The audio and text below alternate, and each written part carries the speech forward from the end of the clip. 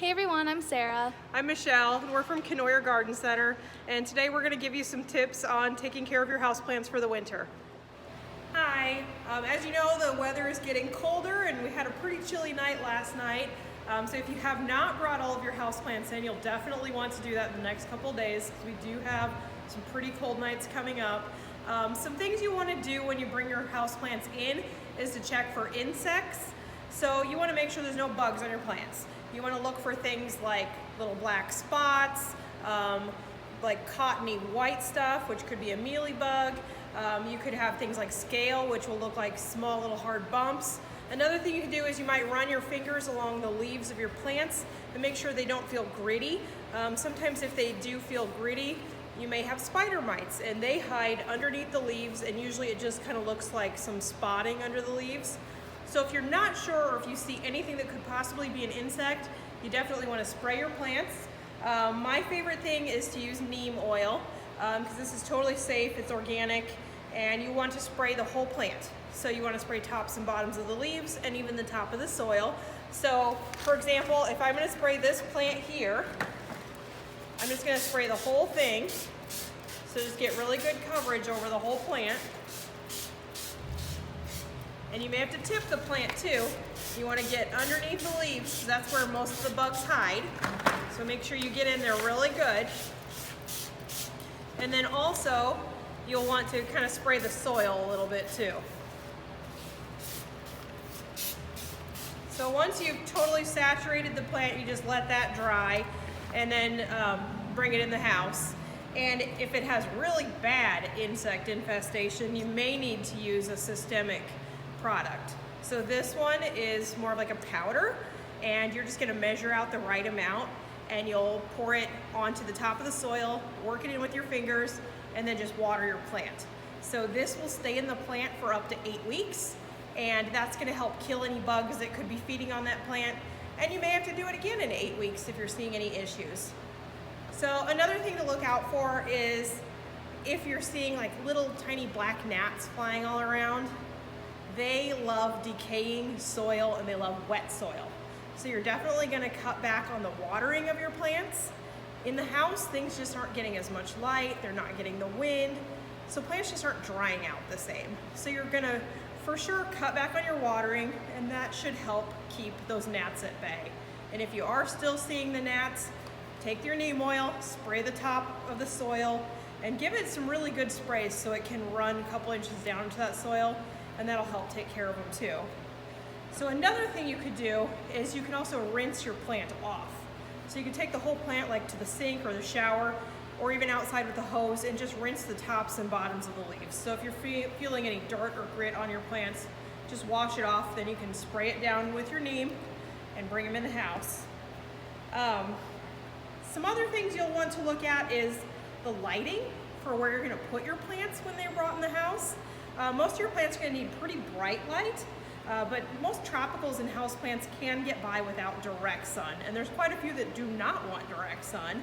So just make sure you're putting them near a brightly lit window, but just making sure that maybe if it's really intense sun, that you kind of pull them back a couple feet, or you may have some blinds or other plants that like the full sun that are maybe in front of them. You might want to wash your windows too. If you have a layer of dirt on the windows, that's going to lower the amount of light that can come in the house. So you definitely clean the windows, wash off your leaves if there's no dirt on the leaves, that makes them more efficient. And be sure to put your highest light plants closest to the window and the plants that don't want as much a little further away.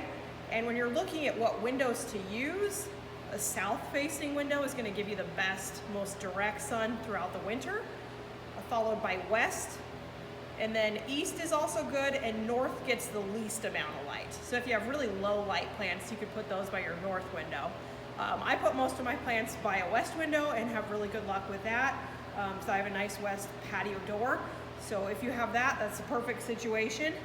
A couple other things to think about is drip trays. So we've got some different sizes in right now. Definitely get these to save your carpet or save your shelves.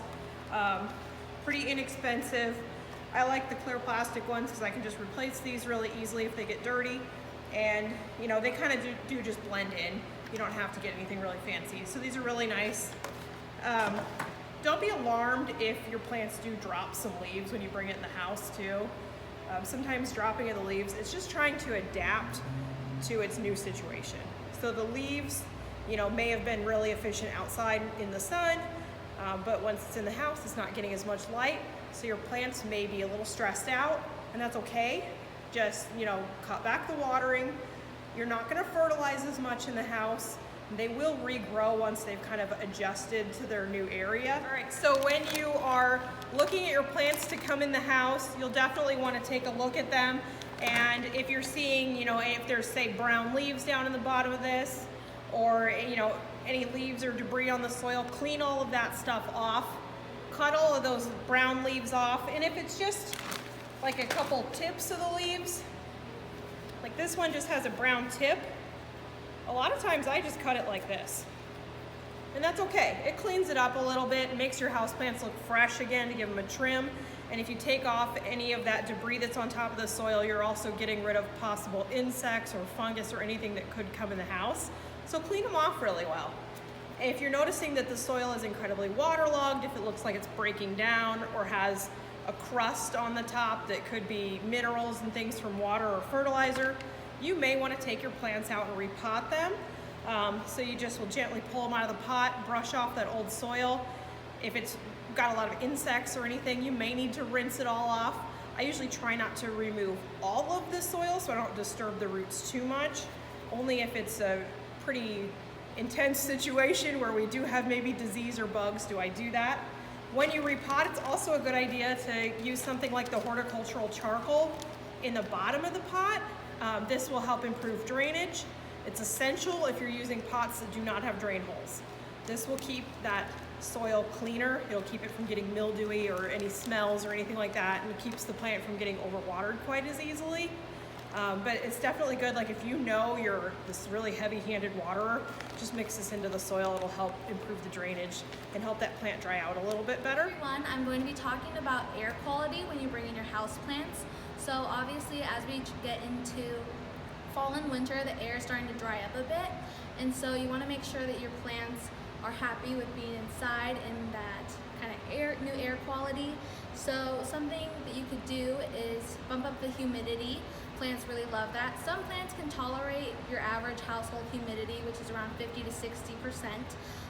But some plants do enjoy a little bit of boost in that. So some things you could do is you could add a humidifier and just have that running throughout the whole day. Or you can add a tray of pebbles, or you can even mist them. So here we have a few misters in our gift shop like this. So basically all you would do is just fill it with regular tap water is fine.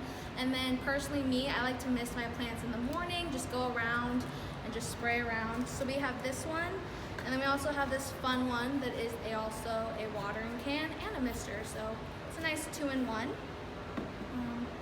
Something what you want to keep in mind when bringing your plants indoors is where you place them. So besides lighting, you also want to make sure that you're not putting them near any vents or anything like that, because when you're running the heat during the winter, it's going to dry out the plants a lot, and it's going to also dry up the air around them. And certain plants, if they're getting really dry air, that could attract spider mites, so you really don't want that.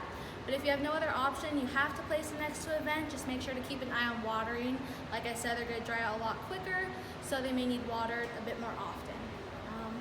So yeah, and then another thing you can keep in mind is we have these slow release fertilizing pellets here in the gift shop. They last 6 months.